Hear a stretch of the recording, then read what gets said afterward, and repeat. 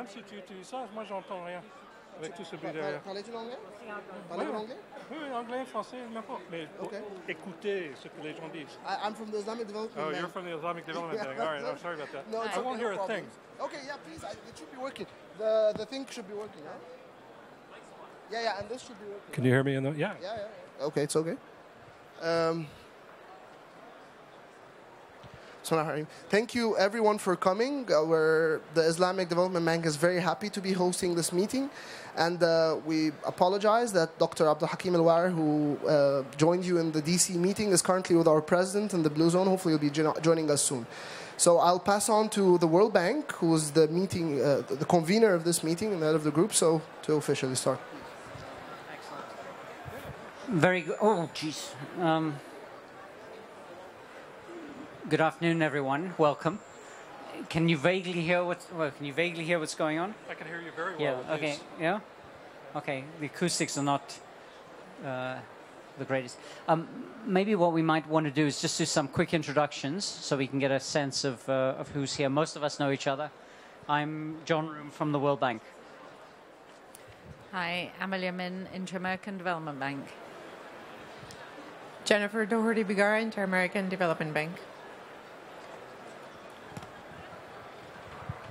I'm Abdul Latif Bello from Islamic Development Bank. I'm Ahmed Al-Qabbani from the Islamic Development Bank. Nancy Sage from the European Investment Bank. Monica Scatasta, European Investment Bank. Chris Knowles, also from EIB. Josue Tanaka, EBRD. Preeti Bhandari, Asian Development Bank, and my colleague Christian is also there. Christian Grossman from IFC. Shari Friedman from IFC. Celine Ramstein from the World Bank. Jan-Willem van der Ven, EBRD. Davina Mirenge, African Development Bank. Kurt Lonsway, African Development Bank. Any others? Okay. Well,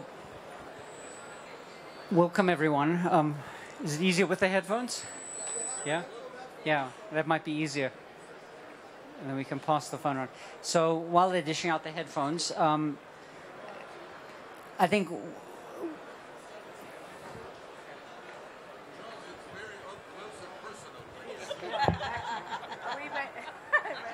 I think he's inviting you to breathe into his ear. Thank you.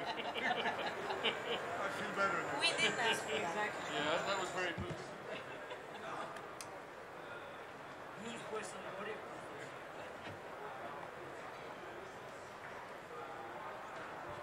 Very good. Okay. Can you hear? Is that good? Okay. I think we're going to also have to pass the mic around when we speak, so it's going to be a bit difficult. I think the first thing that we might want to do is to just have a look at the agenda. As usual, it's probably a slightly overdetermined agenda in terms of how much we could actually achieve. So one thing we might want to do is to just get a little bit of a sense of where we might want to prioritize our time and see what we might actually where we would like to focus while we're here. So maybe if anybody has any views of things that they would specifically like to see, things we could maybe postpone till later or some other meeting. Any thoughts on the agenda? Welcome. So I've just got a slight timing constraint, John. I need to leave at 6:15, so I would really be grateful if we could touch at least on the GCF point before I have to leave. Otherwise, I don't think we've got any other points, have we, Monica? No, just as a proposal, maybe we could, in a way, discuss together point 3, 5, and 6. I think that they're linked, and to some extent we can put them together.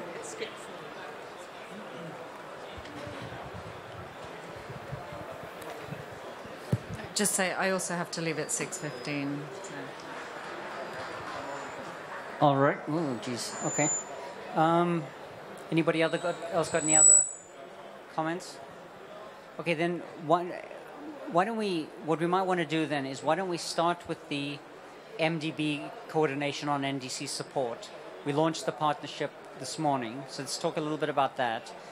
and then maybe let's go to the GCF and see if we can, and then we'll come back to a combination of scaling up Davos and collective ambition, and then come to point 4 at the end. Is that all right? Okay. So then on the MDB coordination support, the NDC partnership was launched this morning. I know Joshua was there. I don't know who else was there. Some of the others were there as well. Were you there, Amelie? No. Okay. I didn't realize it. Yeah. So everything's been moving around, but it was a huge gala event. Lots of people, lots of interest, and lots of, I don't know about the rest of you, but we're getting lots of requests from countries for support on NDCs, but also for us to sort of try and coordinate a little bit between us. From our perspective, we're on the steering committee, and one of the commitments that I made would be to try and bring the views of all of the MDBs into that steering committee and to try and see if we can reflect at least some coordination on our part. But maybe we could open up for any comments on this topic. So Kurt got his hand up early.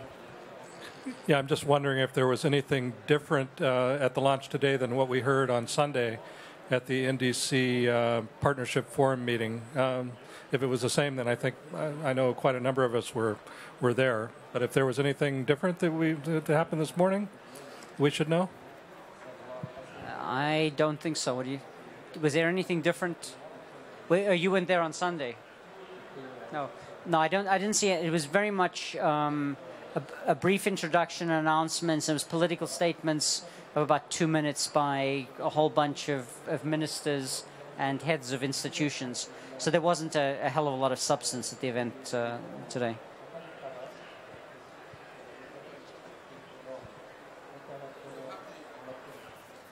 Happy event.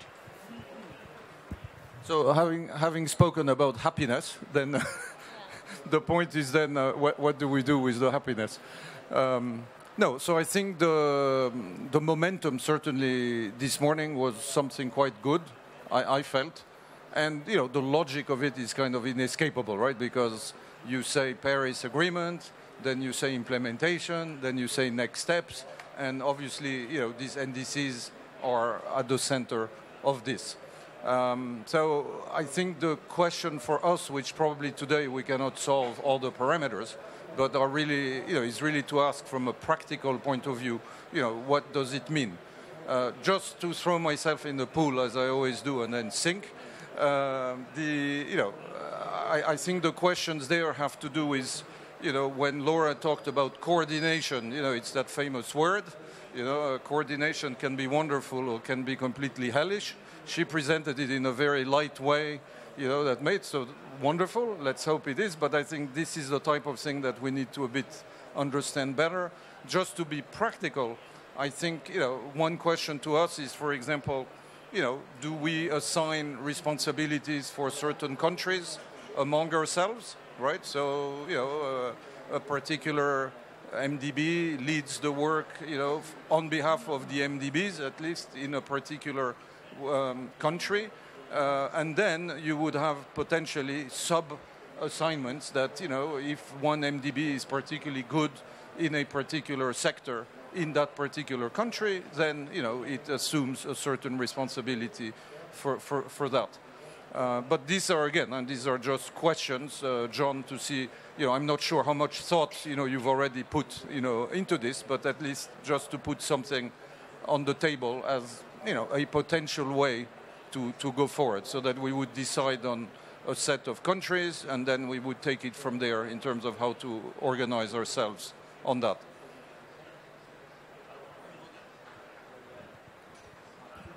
Yeah, I agree totally. We're already doing this, for example, in Africa, the World Bank, and on the CIF, for example, we coordinate.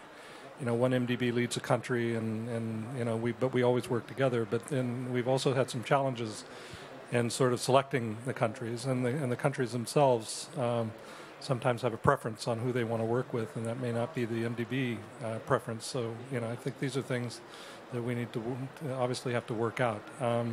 And again, and then of course, then there's the usual thing where the countries approach everybody and see who steps forward, and if everybody steps forward, they think, oh, well, this is great. We have a lot, we have expanded support when in fact it's not supposed to work that way. Thank you. Thanks. Yeah, no, I think I agree with all of that. I think the sentiment behind coordination, collaboration is really important, as we know. Of course, it's not so simple. I mean, the CIFs, I think, it started out was quite challenging, but there was a very clear incentives, both for us, for our operational teams, and also for the countries. There was a large pots of very concessional resource available that could only be accessed through that coordination. Of course, that's not necessarily the case here, so it's not necessarily going to be so straightforward, and that wasn't straightforward, as you know.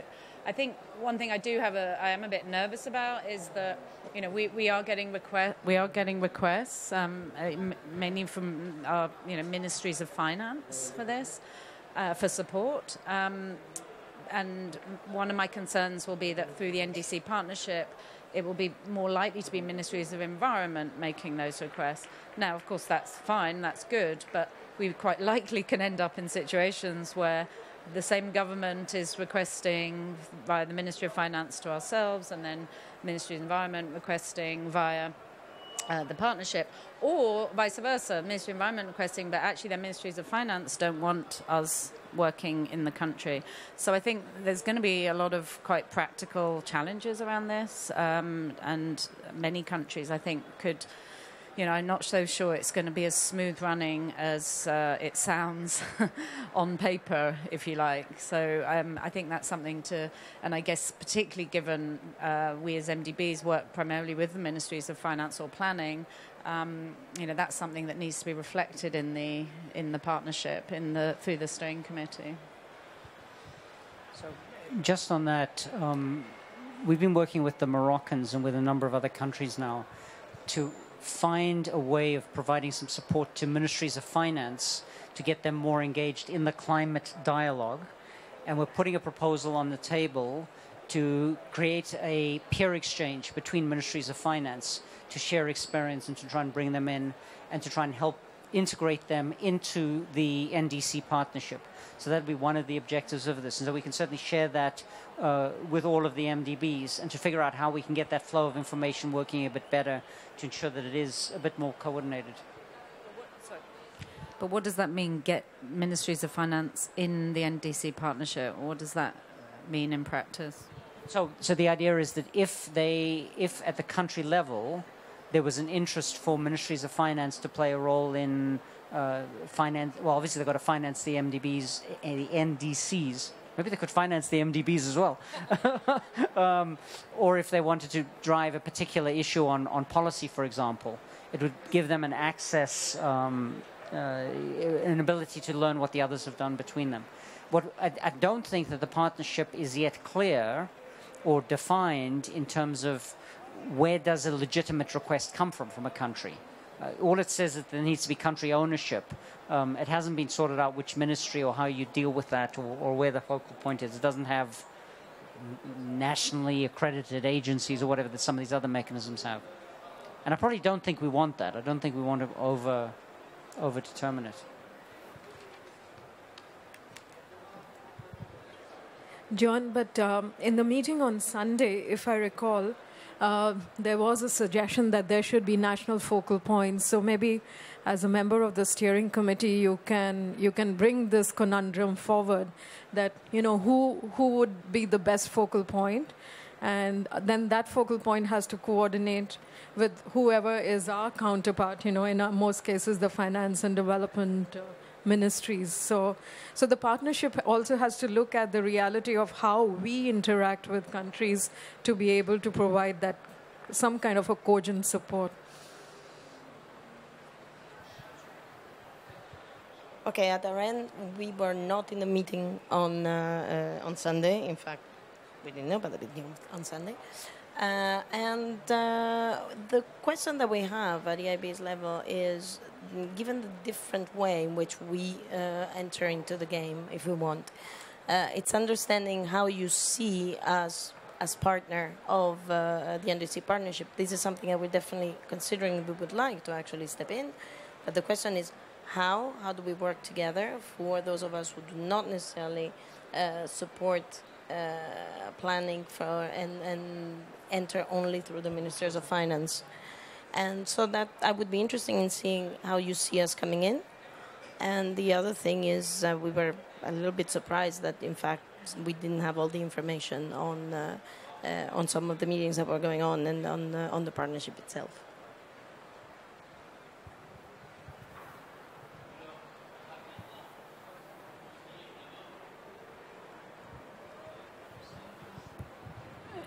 So I think that, well, it's a bit weird. It's a bit weird talking and listening at the same time. So I think one thing that's, I think that the partnership is moving very quickly, and the number of partners added from the first discussion, they were very small and it's completely taken off. So people are coming in, so it's going to take a little bit of time in order to do that. I think it's also clear that my sense is, even if they have a single focal point, because I think they do need to have some discipline, I think that Preeti's raised an important point. I think we need to get a little bit of clarity in terms of how those focal points will interact with different players, because for some it might be Ministry of Finance that's important, but for those particularly with the private sector angle, they might not be your primary clients, and there might be other things that could be done. So how does this focal point represent different perspectives, and how do they gather it? So I'm not exactly sure how this is going to work, but we should probably explore that a little bit more. But do we want to? So the question is, do we want to try and identify a subset of countries where we would want to try and test collaboration mechanisms? Do we want to? Okay, we choose country X and say, okay, let's take this one. They want to move ahead on the NDC. They're part of the NDC partnership. Do we want to try and see whether we want to work together on that, or do we want to take a skills line and say, in terms of supporting it, are there certain things that we're better? You guys can take the energy efficiency, whatever. I don't know. It'd be interesting to think about in concrete terms, what can we do?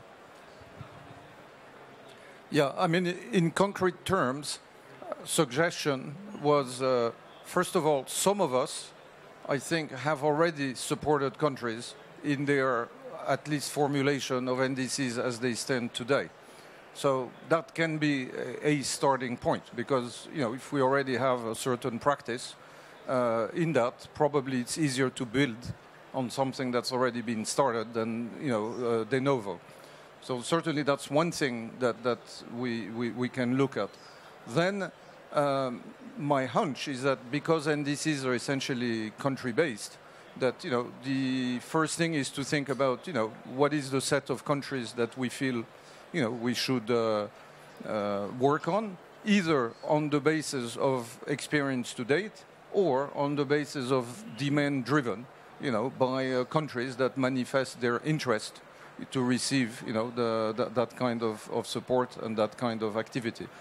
And I think the next step then becomes more the sectoral or topical thing, in which, for big countries, we can look around our group and essentially see, okay, for some of the big countries, who's been most active in a particular sector, and then, I think develop, the assignment, I would say, in that way.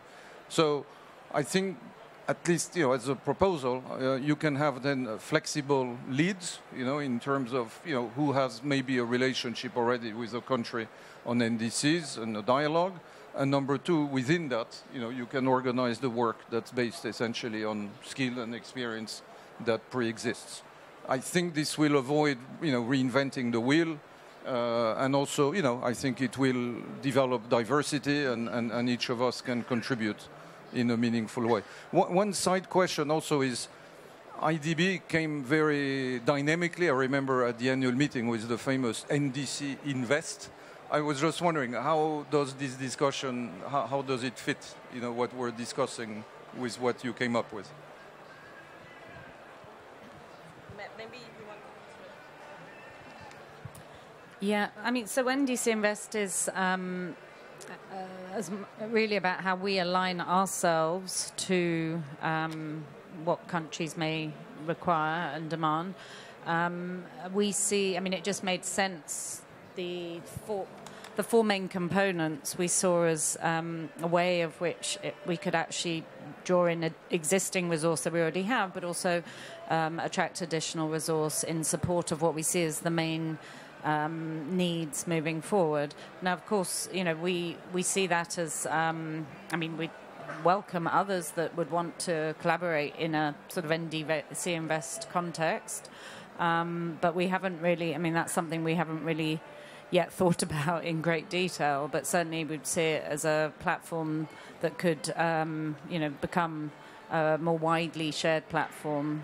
We, like I say, it's as much about aligning ourselves to countries' NDCs, but also I think recognizing that this issue that it's very challenging for countries to access resources, and so we thought, well, let's get our own house in order, and then and it sort of evolved over time, really, with in fact, probably the three of us and a colleague on our private sector side.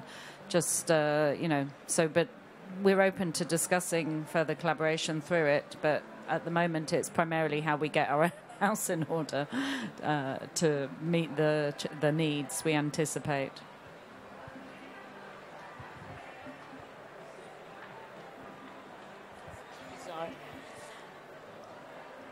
One part of the discussion that again, it's also due to the fact that we don't necessarily only work with governments, but as others here also work with other types of clients, with this private, with the cities, etc. It's the issue of the investment programs for cities and the actions that they may be preparing that might not necessarily be in line with or fully incorporated in the NDCs. And that's an area where, I would like to understand how you see that, and how, again, in this work, we could maybe also start thinking of contributions by those who do not necessarily solely work through governments, like EIB. Is this something that we can bring to the table as part of a discussion as maybe a value added that some of us can bring in and enrich, and therefore bring into the discussion and NDCs those type of initiatives, planning and pipelines and projects that may not be reflected yet in the NDCs?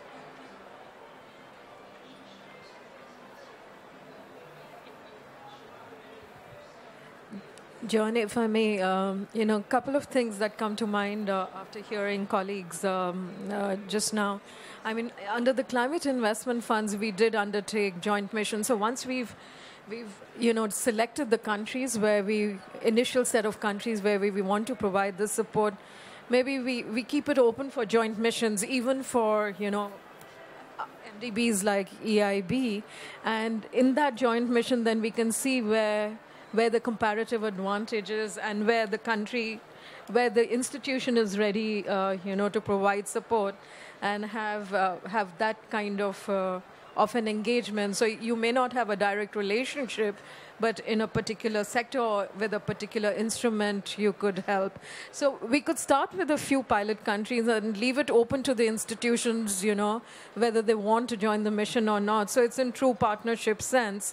And you bring in your own resources. And of course, there will be the lead, MDB, as we had in the CIF missions as well. And that seemed to have eventually worked out well. And we can build on that understanding then. Yeah. So what is the sense? Should we be focusing on a few pilot countries to try and identify a few and then see where we go? Thanks. Yeah, I agree, absolutely. But I guess I think, as you said, it's not just us, MDBs. It's the UN agencies. It's the bilaterals. We've had conversations with AFD, with USAID, and who? UNDP as well, because of course it's not just about MDB collaboration. So I think I agree, maybe starting with some pilots, not trying to be too ambitious too early on, because I think it's not going to be as simple as the CIFs, because the CIFs we had very real money and incentives, and we're only talking about 3 institutions if you take the World Bank and IFC as 2. So I'm not sure it's going to be quite as simple. But, I mean, alternatively, we can say, well, we will just do joint MDB missions, but I'm not sure that's the spirit of what, the Germans and others anticipate. Yeah, I mean, I think this is both the opportunity for life and death of this partnership, right? Because if you load with so much luggage that the airplane never leaves, then, so my feeling is that, we know our main business. Our main business is essentially to translate objectives into, investments and policies. I think, that's what we can do. I don't want to say on a self-standing basis, but just about. Whether once we have a better view and more clarity, we open it up for discussion and thing, of course we do. But my concern is, if we let the whole thing in, from the start, then we'll be, discussing in a football stadium, for 2 days and not come out with any practical recommendation. So, again, I think we always have to be a bit careful about the perception that the MDBs, behave, in cavalier ways. But again, I think we need to balance practicality, with, inclusiveness, I guess, in this.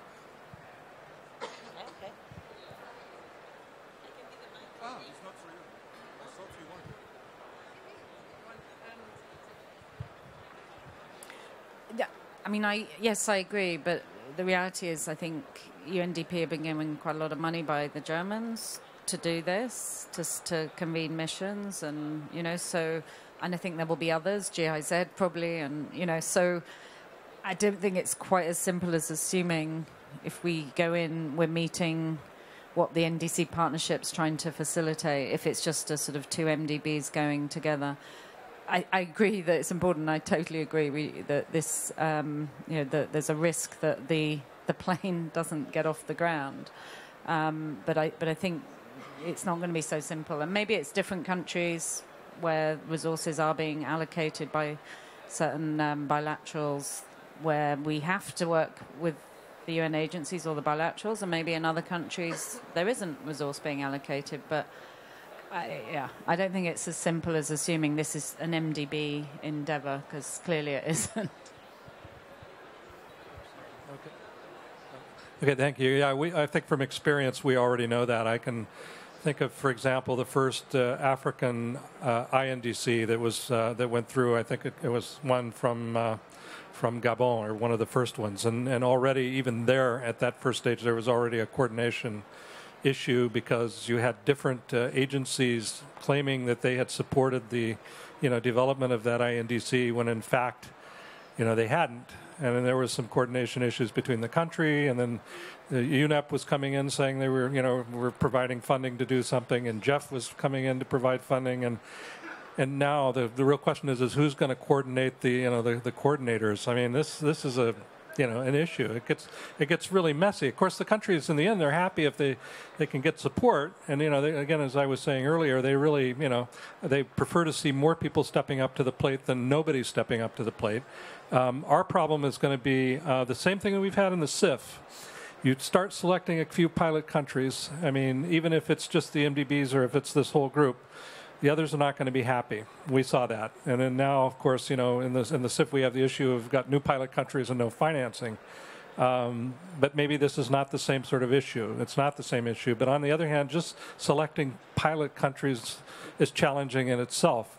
And then, of course, now there's a lot of different initiatives that are stepping into this space. For example, on the sector level, we've already been working with IRENA on 2 regional workshops trying to, look at what in these particular countries, INDCs, that they're still at that stage, before they become, ratified NDCs, and figuring out on the renewable energy space what we can do. So you're going to have lots of people, carving out different sectors that they want to look at. They're not necessarily going to look at the whole landscape. So that's going to be a challenge, because there will be a lot of people stepping up trying to get into the door, or into the baggage hold, as you say.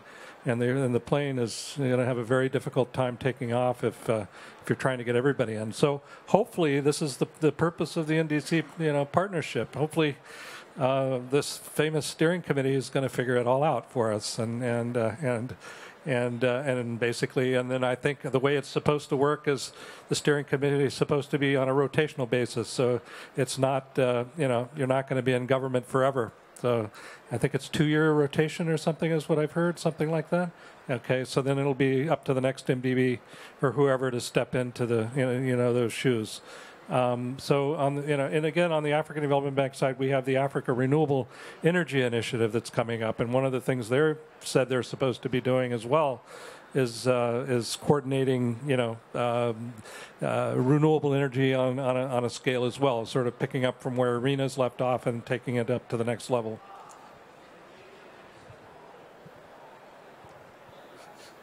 So as usual, where does that leave us? Yeah, so I can clearly, I can steer and represent on the steering committee, but it's, I don't get a sense. Do we want to try and choose a country and figure out how we work together? Choose a few countries. It seems to me that, it's a little bit, something to suck it and see. See what it tastes like. Otherwise, I'm a bit worried we'll just end up sitting here looking at each other for a while.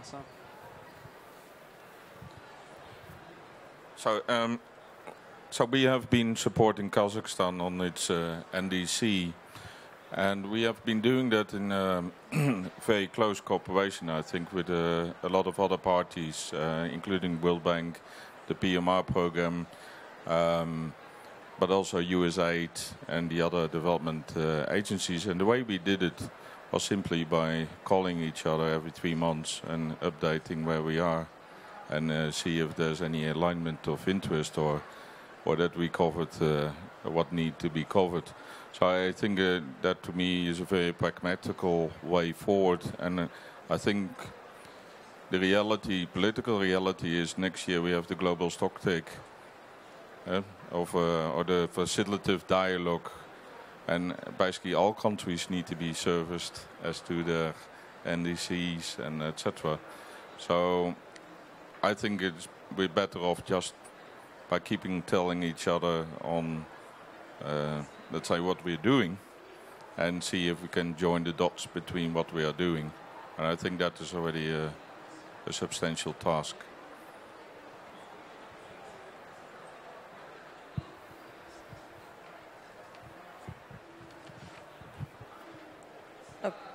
Going forward, I mean, there are, as you said, too many entities that if you want to start bringing them all together, forget about that. We need to coordinate among us anyway. So frankly, I see that we need to somehow keep it simple, say, okay, in a few countries we try to work together, bring into the table the different comparative advantages and roles. It doesn't necessarily mean that we have to do a strict division of country by country label, because we may be that we bring different things in the different countries, and that's so in a way I don't see necessarily that having a joint mission as Preeti had indicated or would be at odds with the NDC partnership as a whole, because in those countries then we can associate the entities that are relevant, and then John can make sure that it's all perfectly coordinated with the rest of the NDC partnership through your role on the steering committee. No?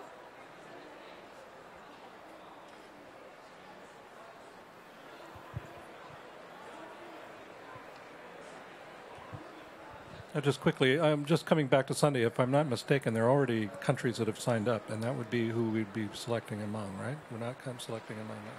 So just as a concrete suggestion, should we circulate the list of countries that have been signed up for those that are not here? Each of us have a look at that list and rank your interest in that country being a target for piloting.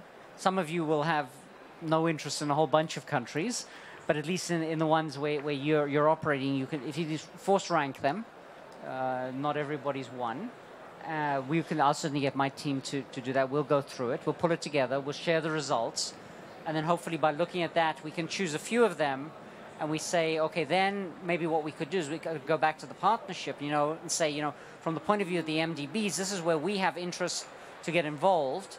In parallel with the focal point discussion, can we try and use these as cases where they identify the focal point, and in very practical terms, we decide what would make sense over, say, the next 6 months in order to go forward. Does that give us a...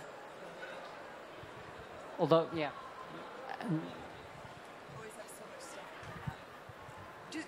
Before we go on there, I just wanted to not lose the point I think that you had just made, which was at a very minimum, aside from going on deep dives into coordination with a few, I wanted to make sure still in the conversation was the idea of bringing together what everybody is doing, because I think that would be incredibly helpful. So as we meet, say, okay, everybody have the task of kind of pulling it together, saying this is what everybody's doing, and then on top of that, taking a few onto a deep dives. Yeah. So I just want to be clear, what your proposal is. Are you saying that we go through those lists of countries and we each share what we're doing in those countries as well? Because that's a fairly heavy commitment that, and our track record of actually following through on those kinds of things are a bit thin. Huh? Okay. So there was a meeting in Bogota, which actually Jennifer went to, and I think another one in Vietnam before coming here to Marrakesh, facilitated by the NDC partnership. And as I understand it, the main outcome was really a stock take of all those partners as to what they were doing. I mean, do you want to add? Yes, just to quickly describe it was just the power of convening the different ministries. And that was actually done by the government in coordination with the NDC partnership. And then having some of the donors that were working on the climate change agenda in the country. That was it. And trying to identify. Yeah. Well, and in fact, it was just like showing portfolios, showing future initiatives. We presented the NDC Invest and what it would look like in Colombia. But mostly synergies between us were done on a bilateral basis, but not really building an agenda together through the NDC partnership. I don't know if anyone went to the Vietnam one, did you? Okay. In the interest of time and moving on, let's move to the next one. So I think we'll share the list. We'll try and identify places where we can work, and then we can see what opportunities there are to move it forward on that basis. All right. So, yeah, GCF's the next agenda item. So maybe what might be useful, I think, we can talk about a number of things in GCF. I think one of the pressing ones we want to talk a little bit now is how we deal with the AMA. Can I just see, is there any other pressing issue that people feel we should deal with now, or do we just focus on the AMA? Okay. So what might be useful is if we could just get a very quick update of where we are in the AMA status and where you understand the discussions to be, and then we can see sort of how do we proceed from there. So I think Amelie is the most advanced. You're the one that's out front, so why don't you give us a sense of where you are? Thank you. Yes. Well, as I said at the last meeting, we're under a lot of pressure from very senior management, particularly concerned about our reputational risk, given we had our first project, the Green Bonds project, agreed last October. And given every time I meet anyone from any of those governments, they ask, when are we going to start? So as a result, the GCF Secretariat came to DC after the last board meeting. They spent a few days with us, and I think I know they went to the IFC and I guess to the World Bank as well. They did mention they were, I think, also in London around the same time.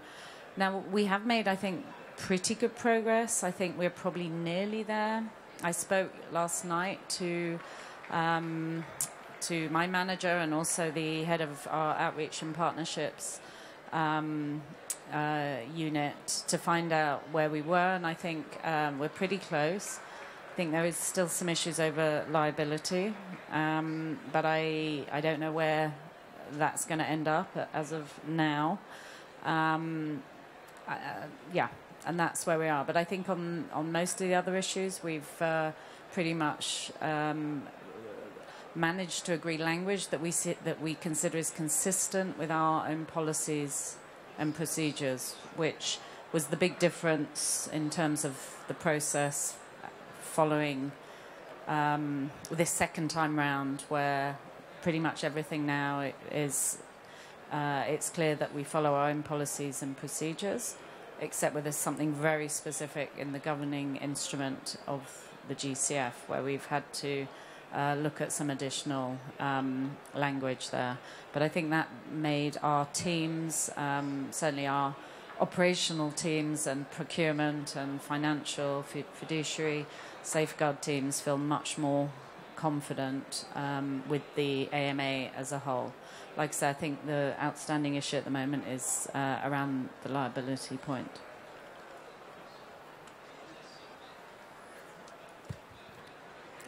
Okay, I think we're a little bit on the other spectrum of moving forward on the AMA. We had a delegation from the GCF visit us in August at the same time that or was that September? At the same time anyway that that Rutger was in DC. We didn't make any significant progress at that time. We're now expecting a delegation including Rutger at the ADB on the 22nd and 23rd of November, so that's next week. I think we have a number of outstanding issues, 3 or 4 key issues that are somewhat similar to what we understand from the World Bank to be key issues. So let's leave it at that. That's fine. I'll just take it on this side. I think, again, kind of like accreditation, we were one of the last through the door. We're probably going to be also the last through the door on the AMA. They have not engaged with us by coming to Abidjan, even though we've been engaging with them virtually, I would say not aggressively. I think, again, because of their capacity constraint, they're focused on, trying to get the first movers, through the door, the guys that have the projects approved and, basically still sitting a year later and wondering what's happening. And, again, so I think that's kind of where their priority is. But on the other hand, we have the same issues. This week, actually, some of their legal counsel is here from GCF, and we just happen to have one of our lawyers who's working on our side here as well. And so I'm trying to put them together possibly tomorrow, so they'll meet face to face for the first time. So they're sort of putting us at the back of the bus. Essentially, because we have projects that are coming forward, but on the other hand, we're not in a terrific rush, to be in this uncomfortable situation where our senior management's breathing down our neck, wondering when the money's going to start flowing, and then then there's also this thing where we did meet with the lawyers when we were at the last board meeting, and they were sort of giving us the choice: do you want to wait till the World Bank finishes their AMA, and then, in theory, all the problems are, solved at that point since you all have the same, or do you want to enter in sort of a parallel discussion with us? And we've decided it'd be nice to let the World Bank get it all done, but on the other hand, I think there's some value in having some parallel discussions with them at this point. But we'll run into the same roadblocks.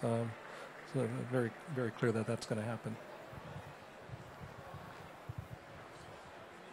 Let's see. I think the point to be made here is we have had also discussions with them in the so-called parallel mode. But I think what is most relevant to us, our meeting, is that we got exactly through a parallel process to exactly the same point that we received from the World Bank a few days later. So I think, to me, that's pretty significant, of the issues we're dealing with, right? And I think that, having senior management breathing down our necks, eventually something is going to be breathing down their neck, if some of this stuff goes like, the liability, etc. So the 3 points, just to be clear what they are, from, are legal, but it's very similar to World Bank, is the liability point of view, the step-in rights, and the self-assessment on the policies, because they can move the bar to something, and then basically, if we have self-assessed that we do comply, and in reality they believe do not. If you have this combination together with open liability, you see essentially where we go. So I think the key point here is two. One is that, having gone through separate negotiations, and we're in here are a bit like IFC. I mean, we look at this very much on the private sector because 80% of what we do is private sector. But even with those differences, we still landed in exactly the same spot on what the red lines are. So that's the first point. I think the second one, which is one to the group, is that I think in previous meetings we have held the view that by sticking together, we are stronger than if we try to have side, deals, which eventually what it means is that, we're going to be played one against the others, which is not a nice thing to happen. So that's the two comments that I would make in terms of saying, okay, how do we go from here? Because these things, I think, are, okay, I don't know how fast how fast anything with the GCF really goes, but at least, there seems to be some sense of urgency, both from some of us, including ourselves, by the way, and, for the GCF too, because for them, time matters too, right? But I think the key question for us is really, can we stick together in this or not? John, I just wanted to add for the information of everyone present here, yesterday Ewan MacDonald, the co-chair, talked to us and encouraged us to show more flexibility. And, he was, I wouldn't say he was being tough, but he was like, wherever you can make concessions, please do so. But he was also willing to consider that there might be some issues of material differences and that discussion should take place at the board. So they are open to the idea that there could still be outstanding issues which cannot be resolved between the Secretariat and legal team and our legal teams, and the board may have to take a call on those issues. So, but they would like to see us also show some flexibility, I think, which we'll see next week. But the 3 points that Joshua outlined are exactly the 3 points for us as well. If I could make a point here is that, I think certainly in our case, we have shown flexibility, and I think it's just a question of, even when you look at the World Bank summary, okay, there are a lot of things in those matrices that essentially reflect flexibility. So I think if we want to show that before getting to the red lines, okay, it's just a question of reverting the presentation, show everything that we have agreed on, and then say, okay, after having agreed on all of this, well, sorry, these are three that we cannot really go further. I think that's, presentational because the suffering has happened already. And the results. Okay, so if African Development Bank's on the back of the bus, I think we're in the trailer, actually. So we've had really no substantive engagement at all. Partly because we were also pretty recently through, and we've got one small operation just in the last board, so we haven't really had time for senior management pressure to accumulate yet. On the contrary, I'm getting senior management pressure to say nothing and do nothing. Without having looked at the details, I'm quite sure we would probably share the same points, the liabilities, the step-in rights, and the self-assessment on policy. I also met the senior team of GCF last week and was given a very clear hint that they would welcome forward movement on our side. Would I not please go and give our lawyers a kicking? Because they were promising to go and give their lawyers a kicking, and we could all get together and have a kick in. And it was clear that they would have liked us to sort of get involved in some kind of outflanking exercise, which I go with Josue on that one, and you for that matter. I mean, I don't think we want to, any of us probably, not put create some kind of massive breach in the dike, which is then uncomfortable for everybody else. But at the same time, there will come a point, and it's going to be in the next, I would say, 3 to 6 months in our case, when we are going to have to show some substantial progress. But also, you are right, Josue. I mean, the pressure is going to mount. At the moment, they're counting success in terms of approvals. but they're very quickly going to have to learn the difference between approvals and signatures and disbursements. And I don't think that lesson has really come home yet. Very good. So I think I've shared with some of you, with EBRD, ADB, and IADB, where we stand. Essentially, we've had a lot of discussions. Some of them went on for weeks. And things have been divided into sort of three categories. Those that we've agreed, those that we've said need to be taken up to their risk committee and their board. And then there's a bunch of things where we need some clarification in the middle, where we think we've had a substantive discussion, we think we're reasonably close, but they need to get back to us and confirm, yes, what we've discussed and what we've proposed is appropriate. That's on the World Bank side. IFC might have some extra ones, but at least there's a common set that we need to deal with. In the discussions I've had here, I've met with the current management, with Howard, with Ewan, and talked to a few of the other board members. The sense we're getting is the following. First of all, that if we are stuck on some of these things that need to go up, it needs to go to the risk committee. The risk committee needs to decide, and then it goes to the board. Secondly, they've agreed that when it goes to the risk committee, we will have they're going to consider us having the opportunity to have a discussion with risk committee members so that they understand exactly what is happening, and they've encouraged us to talk to the risk committee chairs. I think one is Mexico and one is France, or Colombia and France, I mean Mexico. So they're encouraging us to have that discussion. We've got mixed messages on how they would want to process it. GCF's view, the management view, is get the full package together. Then once you've resolved all of the issues, take it to the risk committee, and then take it to the board as you do that. One of the things that's very clear is there is no way in hell we're going to make the next board meeting. So the first board meeting is going to be the one after that, which is well into next year, March or something. They could possibly do something intermediate, but it wasn't exactly clear what the level, at least from the discussion I had, what the level of appetite was. The message from Ewan was, maybe we want to already now pull out some of these red line issues, get the red line issues to the risk committee, and then try and get it to the board sooner rather than later. But there's not a consensus view on that. I do think that there's it would be helpful if we do, as far as possible, try and stick together. We hang together or we hang together. So to try and figure out where we are, and maybe at least as a first step, is to have at least an understanding around those red line areas where we are. This is the red line, and what the alternative might look like. And if it's a red line for us but not for you, why is that? What have you been able to figure out?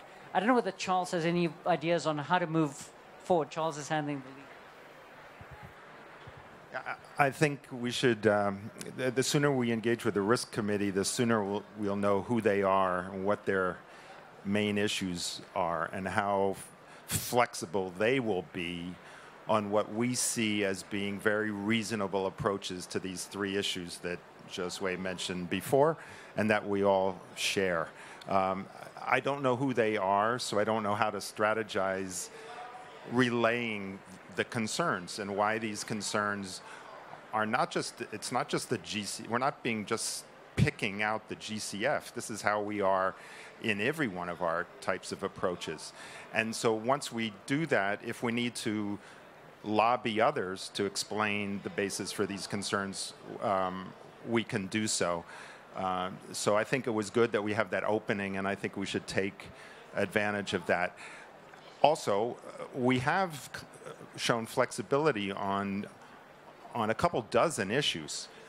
I mean, it's basically down to these three that we mentioned, and my understanding is that most of our accounting services, at least in the World Bank Group side, use a cash basis, and they want us to use an accrual basis, and that seemed to raise big exclamation in the eyes of accountants. I don't know why, but it seems that it's a big deal.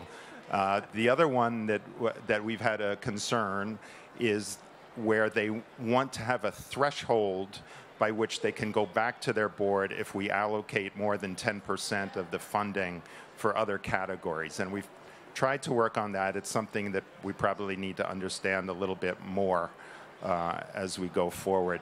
All of us have accountability mechanisms, and we've tried to make the point that these are exclusive for us, that our staff, our management, our projects are not subject to external accountability mechanisms. So that's pending out there as well. And the same sort of issues with our fraud and anti-corruption integrity unit, where they're in charge. They make the decisions, and they don't want to cede authority to an external body. So it just seems to me the sooner we get these in front of the risk committee, the greater the likelihood of going forward. Thanks, John. Sorry, that's Charles Delever, our lawyer. Just two very quick things. One is a bit of a motherhood and apple pie, but after all, the shareholders are the same, you know. So the point is, you know, is there an intelligent way for us to maybe actually just approach our own shareholders and say, look, this is the position and we are in. What's your position, right? So that's a first thing. I don't know how you do that in practice, but the point is that. And the other one is, I don't know, is the text shareable of what you're negotiating or not? Because then we could get a view, you know, at least, okay, maybe you will have found the best way, you know, to find some form of compromise. Well, I mean, I can't answer that, but I can refer you to someone who can. But just to also clarify, I mean, it's, as Preeti said, it's not that we've agreed everything.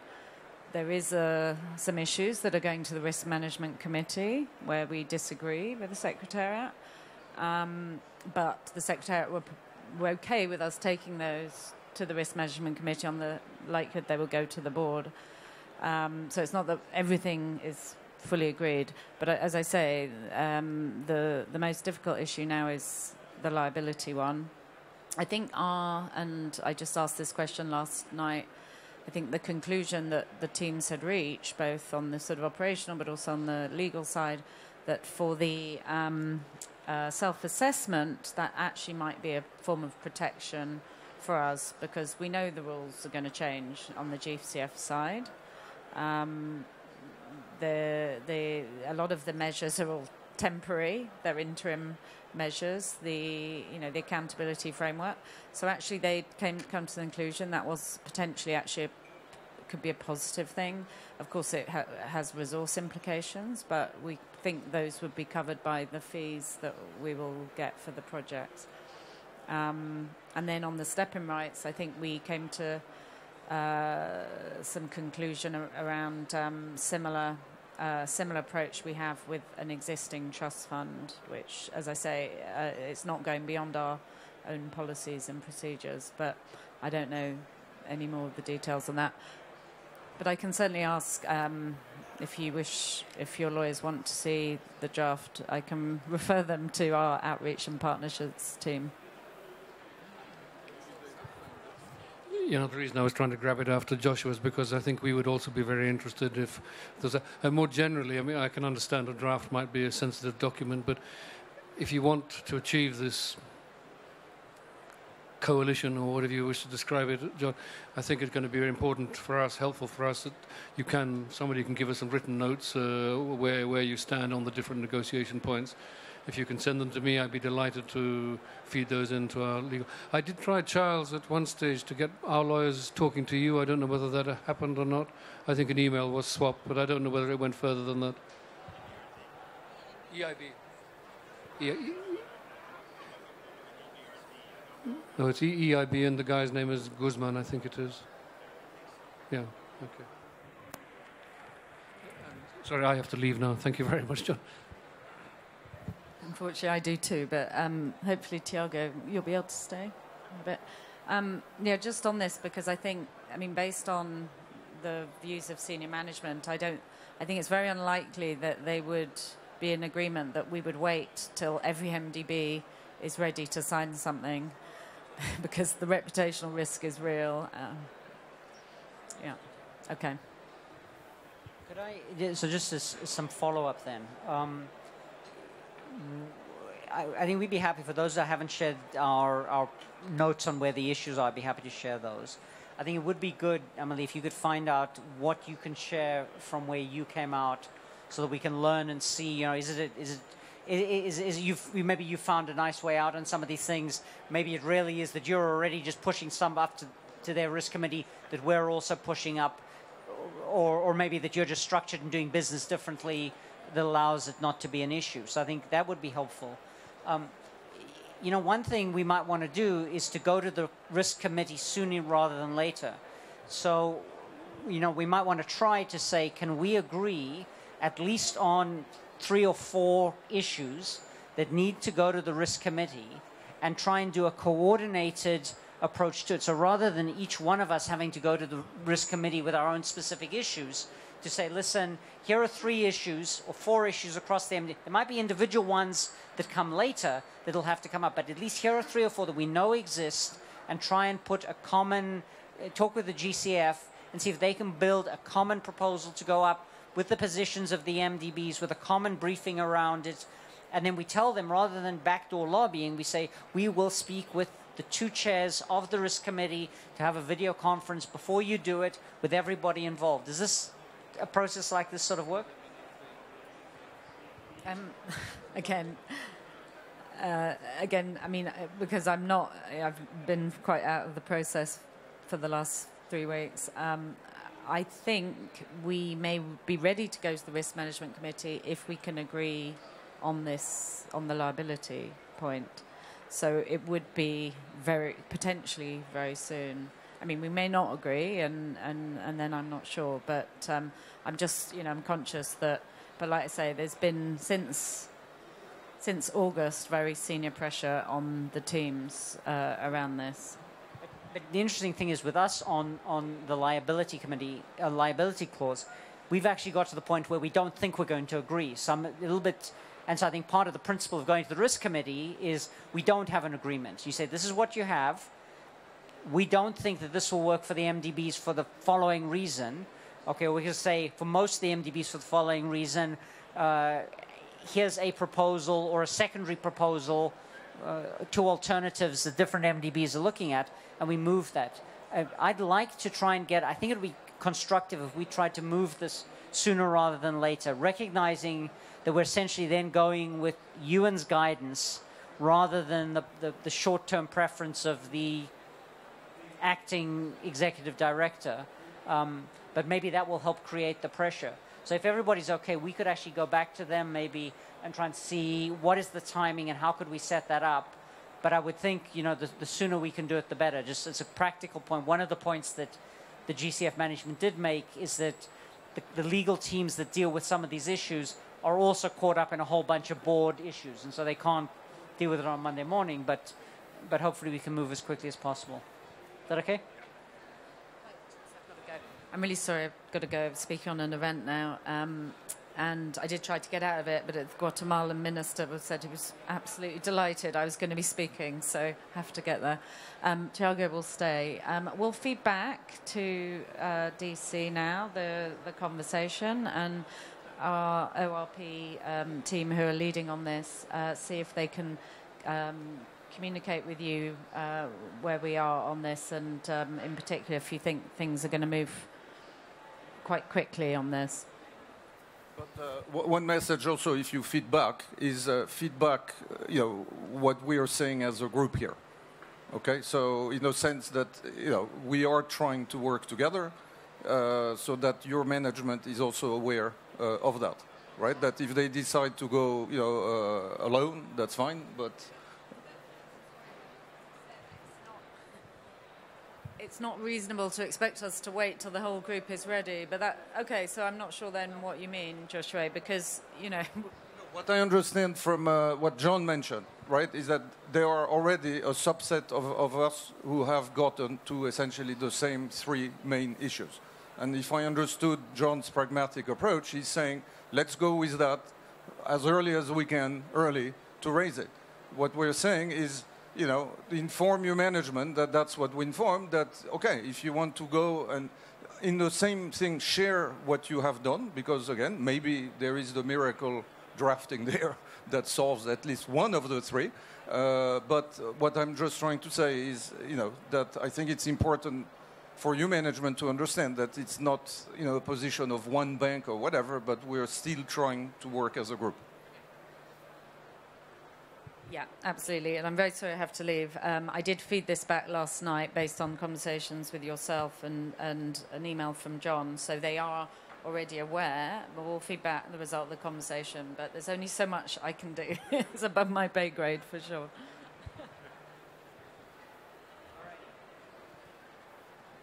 So I think that's reasonably close in terms of an agreement and actions going forward.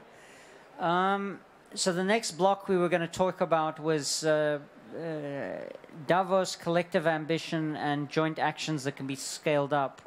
I suppose like good international members of international organizations, occasionally we have to have a look and see what our bosses are looking for. So I understand they're going to be meeting in Zurich on the 16th of January, which is the Monday. We have a note from the meeting, at least an agreed note from the meeting in terms of what they expect. It's included in the pack here. What are we going to do about this? How are we going to respond? What sorts of things should we do? How do we line ourselves up? Bearing in mind that the last rounds of how we respond to the requests from our presidents have bounced around a little bit, to say the least. So any pearls of wisdom in terms of how we might deal with this might be good.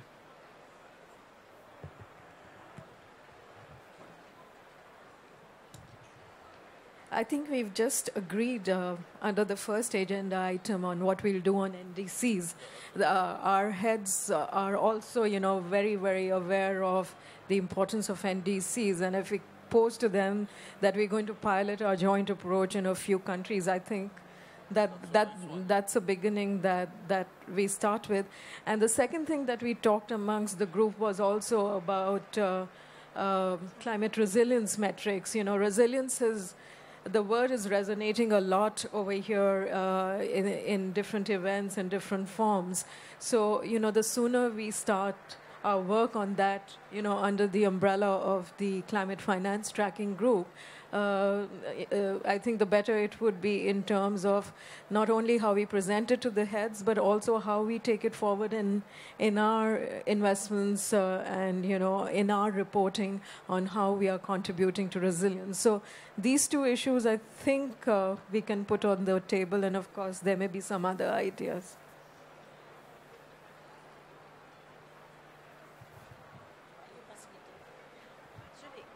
John, what I've been struggling with has been, on the one hand, there is what we think is increased ambition. And I don't think it kind of resonates with our heads, and particularly your head. And that's really the elephant in the room here, I think, is your president has a different idea. And the question is, how do we bridge that gap? Because I don't think that we can get necessarily where he wants us to. But I'm not sure that what we are putting on the table is what he would be happy with. I think maybe our heads are a little less, bound towards, big steps. So, John, what do you think is, how big is the gap? Have fun. Yes.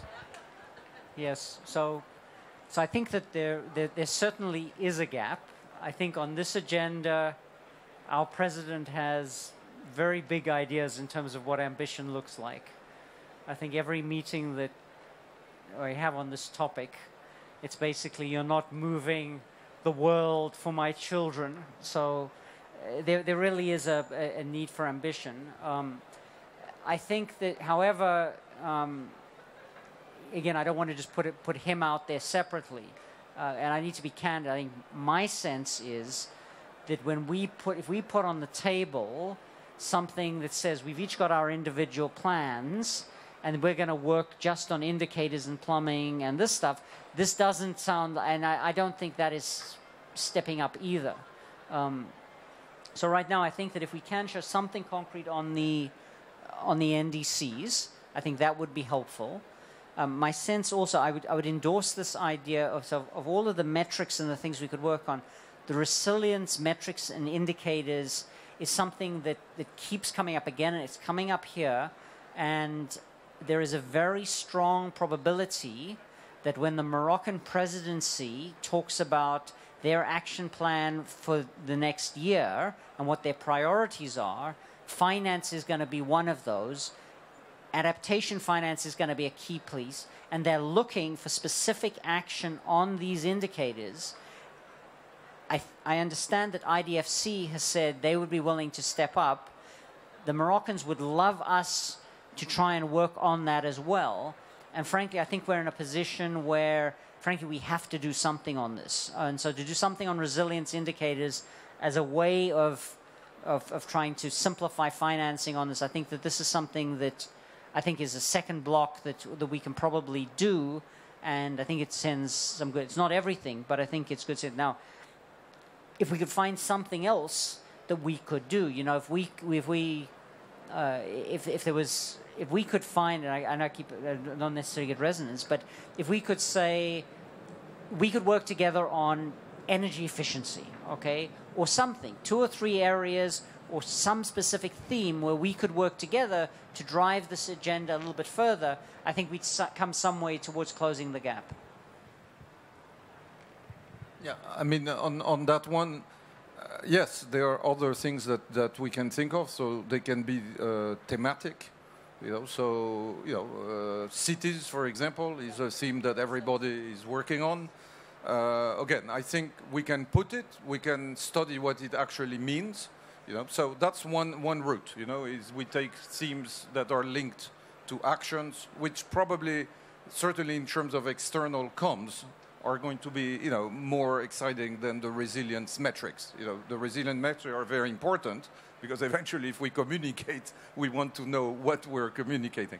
I think, you know, there are some other angles that we could also take. You know, I think the policy side, you know, and what is the kind of work on policy that, you know, MDBs can do is something that also could be, you know, so that's more of a functional element.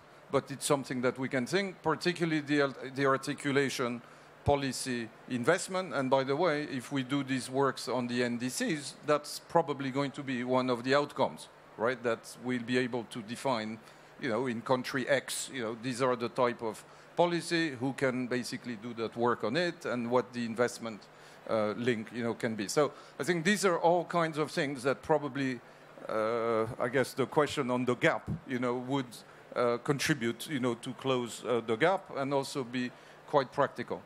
Key question to us, we cannot answer it tonight, is just to be sure then that in the working of this in the next few weeks or whatever it is, that we do not, I would say, ratchet it down, you know, as sometimes we do, you know, when we try to say, okay, what can we say together on that theme? But that's some suggestions.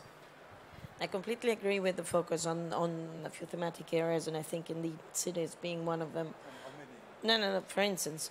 But the question is, I mean, the one thing where we stumbled, what was it, a couple of months ago, were the issues of the indicators. And I think that if so long as we don't, and we had said, okay, let's not reopen that, but I think we can still put something meaningful on the table on thematics in terms of how we're going to work, what are we going to do. The other aspect that I thought, and I've been discussing about it a lot, is putting something on mobilization of private finance, which I think, you know, we're all working on it, not just in terms of, you know, harmonizing how we do it, but really simply clearly indicating the type of instruments that we're putting on the table that we're mobilizing. And I think that's something that goes, it's in the zeitgeist, and we can say something about it. If something more on innovation linked on, you know, linked with some of the thematic areas could be another aspect. The problem is the timing. 16th of January is yesterday, as we all know. So happens as of the Monday after the COP in terms of work that we have to do. Can I? Yep. Just to say that for the spring meeting, we put together an outline of some actions, and we actually picked some sectors there. So if anybody in the president's offices were actually reading their old minutes, which maybe they do, maybe they don't, we perhaps should at least reflect on that list and maybe pick out one or two of them and so show what we're trying to do without targets and so on, maybe, because as you say, it's very nearby, but that doesn't mean we don't have something to say. I think cities was one of them, but there were others.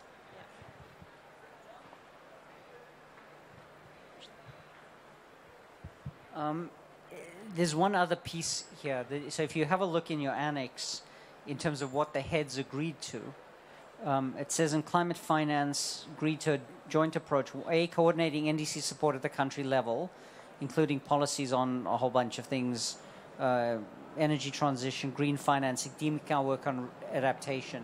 So I think we could take the resilience indicators as deepening the work on adaptation, at least as a piece. But then, and it has two other ones. Coordinating our approach to countries with highest emissions to accelerate low carbon and energy efficiency alternatives. And C, developing a joint approach to advocating for more freely programmable concessional finance that can be blended with MDBs and private funds for climate financing. Now, both of those two are things that sort of we will be doing as part of our strategic work program. But are there practical things that we could do in those two domains in terms of coming together? Has anybody got any? But again, bearing in mind that we're sort of 2 months from Davos. And so basically the two were accelerating low carbon, basically renewables and energy efficiency in the highest emitters. And the second one is a joint approach to trying to get more freely programmable concessional finance to leverage private sector finance.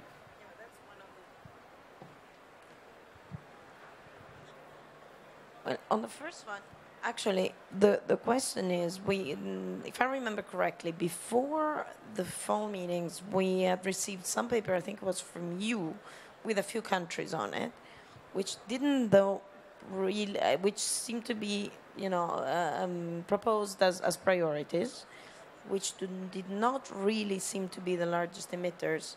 And so that was one of the questions. And so the question is, now we said about an hour ago, okay, we're going to start identifying some of the pilot countries that we can start working on as part of the NDCs. There was a list of countries that have been put in a document that we had received sometimes in October, and now we're talking about, largest emitters, or at least the ones that we should tackle first. We need to start looking at a pool of countries and get our story straight. What are we going to prioritize and how? For the moment, I would really like to get your sense of, we're going to get a list of the NDCs of the countries that we could look at. There's this request. Can we square the circle, basically, in that list? The second question, I think it's with regards to mobilization of private finance. I think there's quite a lot that we can already say in terms of how we are working and what we are doing. The question is whether that's enough to satisfy the idea of ambition. And I still don't get a sense of that.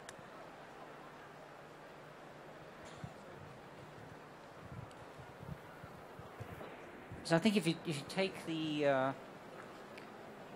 question of the dealing with the largest emitters, there is some overlap with the NDC list, but it's not perfect. Okay, so on the NDC list, China and India are not on those lists, but that's largely a problem for us. There's a little bit of China, and So the question is, what are we doing to accelerate that transition? And so okay, that's one. It'll be interesting to see. Is there something else we could say? Maybe we just need to and can we bring Asian Bank into this this dialogue at least in that category? On the question of the concessional finance and the mobilization, there's two issues there. The one is how much concessional finance do we have? I think we've all said already that our targets require sustained concessional finance. Those of us that can access the CTF are feeling the pinch. We're not being able to access the GCF at the scale we're wanting. So we've defined the problem, but we don't have a joint solution in terms of how we're going to deal with this. And we've talked about leveraging private finance, and we've talked about maybe doing something on green bonds or something else, but we haven't quite got to a point where we have. So if you ask about where's the ambition, I find it difficult to see even what we have as a joint plan, let alone whether it's ambitious enough or not.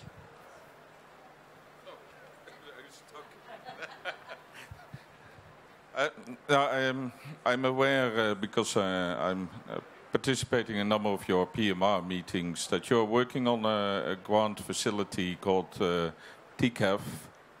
I don't know where you are as to the closing and operationalizing of the facility, but to me, that facility, on the face of it, would very much align with the work then on NDCs, and the question is whether you would, whether that can be a source of collaboration.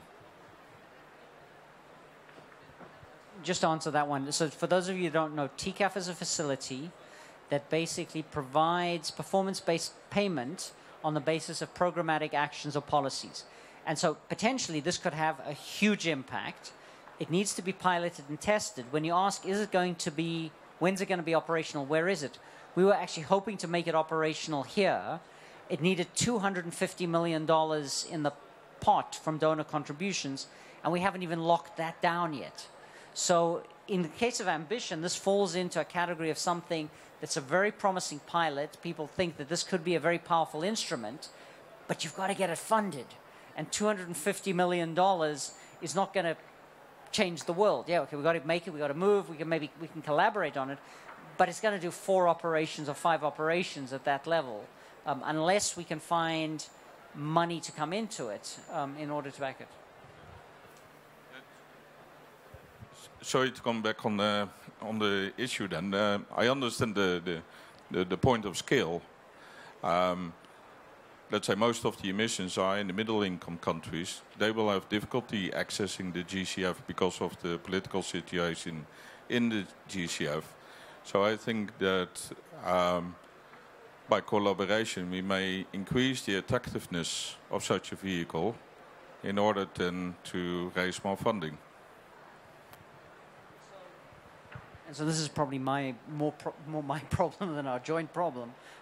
One of the things that Jim has been pushing is to say, should we not be raising concessional finance in a way that is targeted to where the biggest emissions are, to change the debate? Because right now, the middle-income countries are not going to be able to access concessional financing, even in small amounts, in order to leverage. So.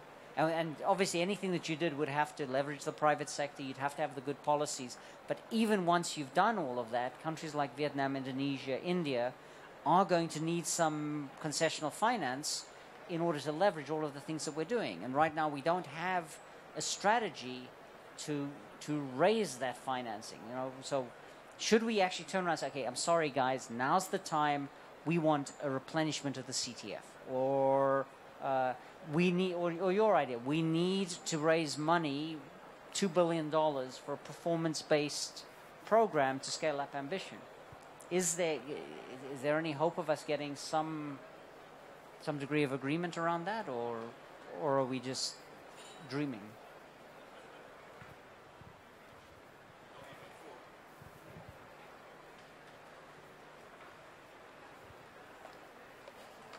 I'm doing it too.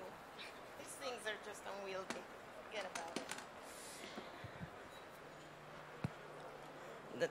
That whole discussion, I mean, I have to say that at EIB sent some chill down our spine with regards to the sense, I mean, put it this way, the call for an increase in concessional financing for middle-income countries and specific countries in particular in terms of the largest emitters, hand in hand with some of the discussions in the context of the group that made us understand that it might be becoming more difficult to talk about policy reforms worried us. Okay, the sense of whether, you know, should we really be pushing for that, or should we be pushing more for identifying the type of funding that gets freed up by reducing subsidies for fossil fuels in those countries, etc. That dialogue needs to be going hand in hand, and some of our new partners have identified the policy dialogue as an area that could be problematic for them. Putting those two together raises at least some question. Let's put it that way, to be diplomatic.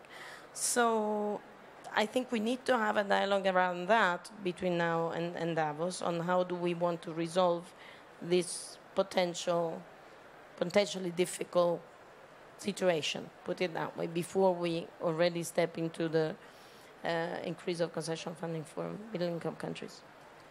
Yeah, I would say here we probably need to distinguish the problems, because otherwise we're going to get bogged down.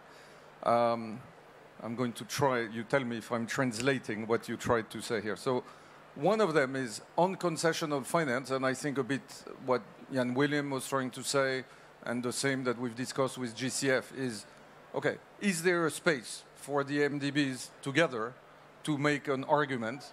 You know, and amazingly, it is now almost the end of our meeting, and we haven't talked about the outcome of the famous election. You know, the point is, okay, I mean, this also doesn't bode well, you know, for the prospects of, you know, increased concessional finance for climate, right? Okay, however, I think the key question here, going back to this question on agenda, okay, I think the question to us is, do we think that as MDBs together we can try to put some form of work and some form of proposal thing? I think it probably would be attractive to our bosses, you know, to have the feeling, you know, that we're working together on that. Now, what does it mean in practice is something we need to think about. I think the other point I think you were trying to make is that, you know, it is true that in the last meeting that we had in Washington, it was interesting to see, you know, how the new members essentially came in such a clear way on saying, you know, we cannot do policy, right, because, you know, that's our mandate. And I think here, one of the things we need to think in terms of the group and how the group functions going forward is going to be, you know, how can we keep productive, taking account of the differences that may exist, you know, in the expanded membership, right? And, you know, taking account of the sensitivities, you know, that each may have, okay? So we haven't talked about this. Maybe it's an item that does, you know, I wouldn't say high priority right now, because I think of all the things we've discussed, it doesn't really pose a problem or a question, you know, to date. But I think it is something, because it has been a challenge over the years at times to operate as a group, and generally it becomes more difficult the bigger the group becomes, right? So I don't know if I translated your thing, but it's something for the group to think about going forward. You have. I'm tired. Indeed, evidently, I'm not clear. But yes, that was one side of the story. The question is combining that with a call for increased concessional finance for those countries where we might instead want to see a bigger push in terms of policy reforms. We could actually also free up financing for some of the activities that we're talking. I think that they're somewhat linked, at least from a logical standpoint, but okay.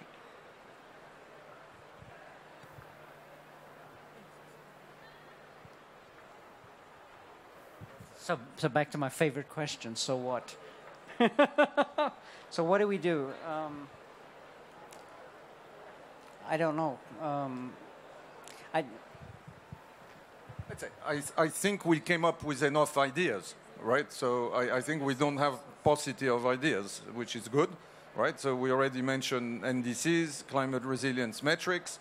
I think the concessional is something that we should at least ask ourselves the question, can we do something together that's meaningful, right?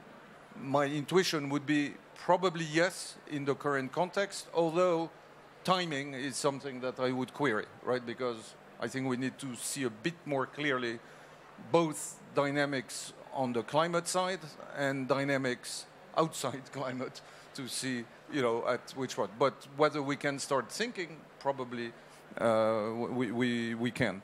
And then we came with a whole other set of things, you know, either themes, you know, thematics, you know, cities, you know, energy efficiency, the, you know, the private finance question. So I think we probably have too many already. It's probably good in this type of thing to put maybe 2 or 3, you know, that we think are good runners, and then, you know, apply ourselves, particularly because, you know, Davos is not in too long.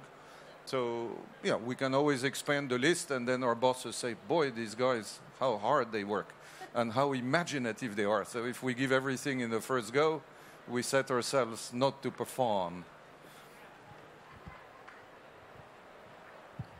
Okay, so we can pull something on the NDCs. Since I'm sort of sitting as on the steering committee on the NDCs, maybe I can try and pull us something. And since Steve's walked in, we'll pull something together on NDCs and how we'll work together. We had a good discussion. So, yeah. So what we can pull the note together on that. Okay. The adaptation and resilience indicators, I think let's try and figure out how we can work. I think we should probably do something with the IDFC. Who will take the lead on pulling something together on that?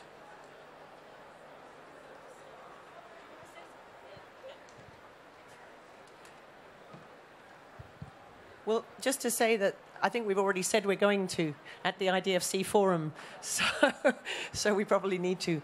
That work is the work that's being coordinated next year by Inter-American. So I just say that as Amelie's not here, and I think it's actually part of the next steps of the common principles that we actually published for Paris. So we should do it. We've said we're going to do it, and we can tell the heads we're doing it. That sounds like a good idea. On top of that, I think it links into following up on Paris and the wording about financial flows being compatible with low carbon and climate resilience. We have with IDFC also engaged to start straight away next year on looking at what that means. So there's a couple of things I think we could say. I have just one other idea. Probably the 16th of January may be too soon. And as you said, John, we don't want to promise too much. We probably keep it up our sleeve for a later delivery. But there are 3 MDBs that are members of the Climate and Clean Air Coalition. It could be, I'm not saying that everybody has to join, but there are some issues there around black carbon, methane, and some actions. And it could be that some of those actions can be things that we could look at, whether or not we're all members. Diesel engines, gas leakages, and so on. So it's just another idea for some proactive action where there's already programs going on that perhaps the MDBs might look at, but for after January.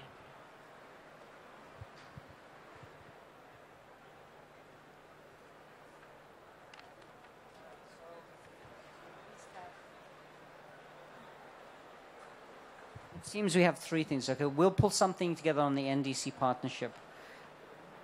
Listening to what you said, I assume that what you're recommending is that IADB will pull together a note on resilience indicators framed in terms of how this will help drive finance to adaptations. That logic needs to be there with a very concrete work program in terms of what we will do. So it'll be, the action is we will work on this together. The rationale will be clearly set out.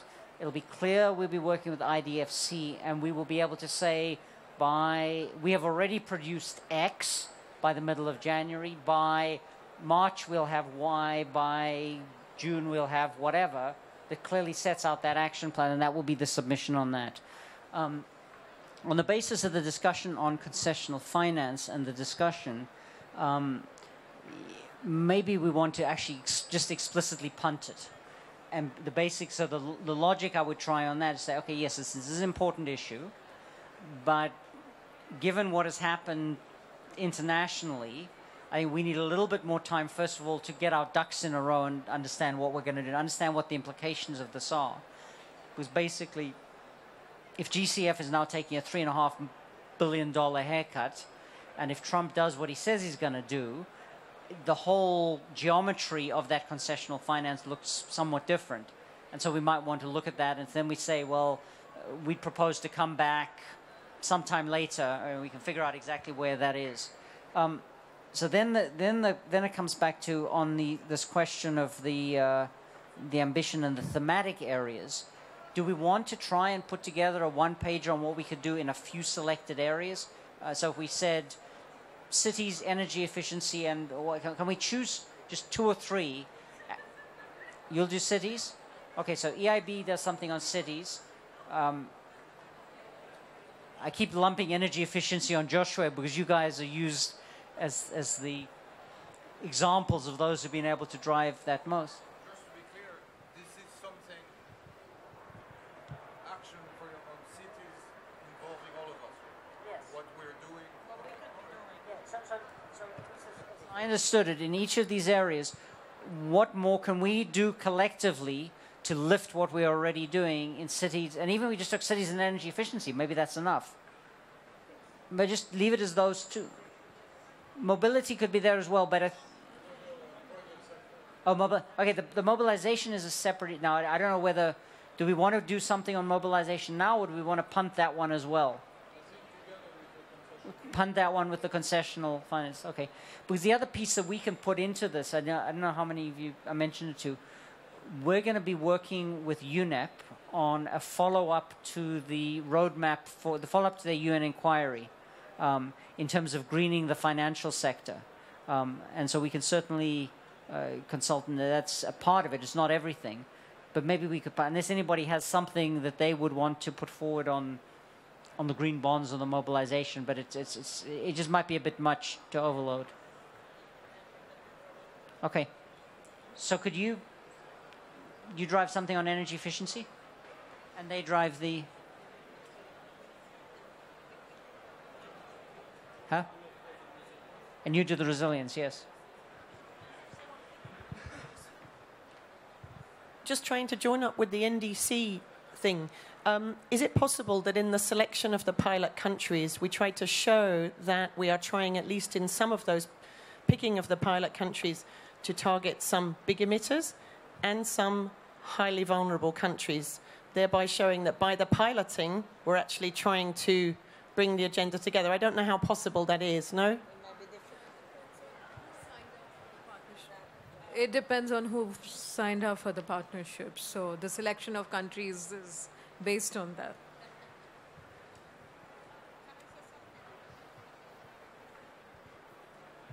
Yeah, so when you do the selection, for us what is important is to include a climate resilient country for the Africa region.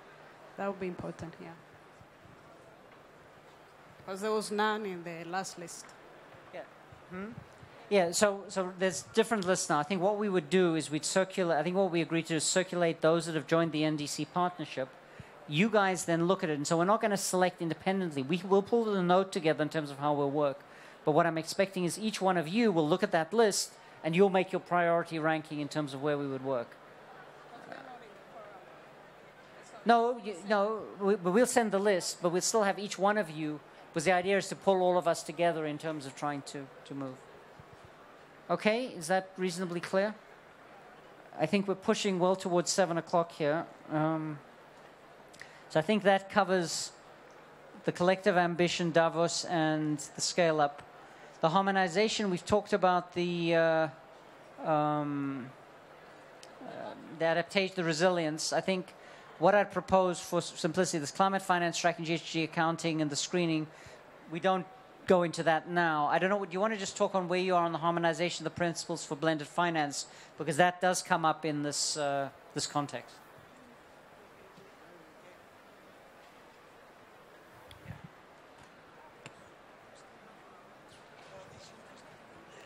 So we had circulated something on the harmonization. I think that the basic idea between we had questions about what exactly are you talking about when you're talking about harmonization of blended finance principles. And so the idea is that we started off, the group, this group plus I think some others have started off with some guidance, right?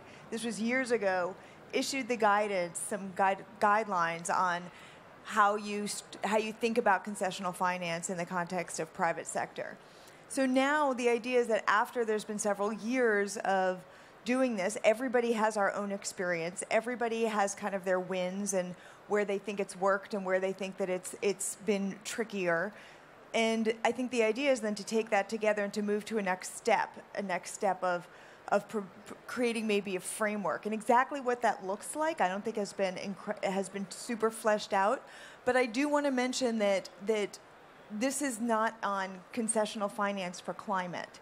Right, this is concessional finance for the private sector across all different things. So the coordination with this particular group is kind of in going back and forth with the conversation goes back and forth with the larger effort that's going on.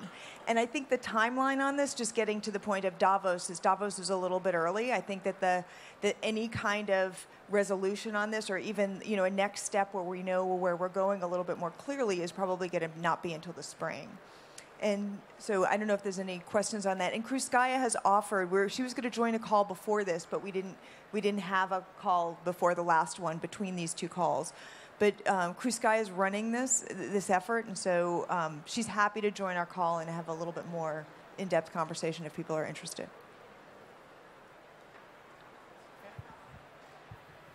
John, just one question with regards to our support for the NDCs. We can also, yes, there is an NDC partnership that has some countries that have joined.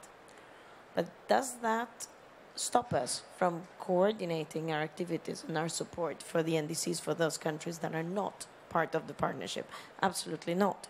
So in a way, and that takes us also away from the whole complication of having to do it with everybody and their brother. So maybe in our proposal, we could think also of some of the countries where we can start supporting in a coordinated fashion. That doesn't necessarily, I don't think it's at odds with the NDC partnership. No, the whole idea was to keep it simple. And we're not saying that we're closing the list, but we already have countries which have expressed interest. So it was just, to get started. That's it. Yeah, and then maybe in relation to your point, let's say, I think it's a very interesting piece of work. It may be one that will probably have more internal implications to ourselves than it may be to the outside. My recollection of the early period when these principles were agreed was that they were agreed, but then many people ran away from them. So how much implementation there has been is going to be an interesting aspect, to examine. Excuse me? Yeah, let's say, exactly. Because my recollection of that, for those who don't know what we're talking about, there were these principles, were guidelines for private sector, which were quite hard fought in the way up. Then I think by exhaustion, the MDBs agreed at very high level that these were approved. But then at least our feeling was then everybody ran away, at least those that wanted to run away from those. So it's going to be interesting to see things. And also, in relation to private sector, we all know that there are also some fairly difficult issues, sometimes even within organizations, as to what the consistency of treatment of private sector is between public channels and private channels and pricing and all those things. So again, I think that one is a real topic. It's a very tough one. I don't think it's going to be one for external consumption for a long time, right? But it's probably one that, for the sanity of the group, if we do it well, could have benefits. Okay, but it's one of a different nature, not a Davos. So just an ask on this, if it's possible. One thing I think it would be useful to share the timeline, so we've got some sense of what we're going to produce by when, just so we're all one. And then the other thing that might be useful at some stage, and I don't know when it's now at the concept stage or as it's further developed, it might be useful to add a one-pager on what are the implications of this for climate. We're understanding it's not done separately for climate, but once you've done it, are there any implications? Maybe what does it mean? It might be entirely obvious, it might not, but it might be worthwhile just to put a lens on it to sort of explain, well, what does this mean for blending finance for climate initiatives and where we are. I think that would be helpful. All right. Any other issues? No? I think everybody's pretty exhausted by now. I don't know about the rest of you, but if your schedule even looks like a fraction of mine, I'm completely wiped. So things don't work. So thank you very much to Islamic Development Bank for hosting us. You have a very nice pavilion here. And also for actually, since I got here Wednesday night last week, this is my first trip into the green zone, unfortunately. And this is often the funnest part of the entire thing. So thank you for at least giving us an incentive to come over here. And we'll put up, Celine's been taking notes, so we'll try and get some memos out as quickly as possible and figure out some follow-up dates and other fun things. So, very good. Thank you.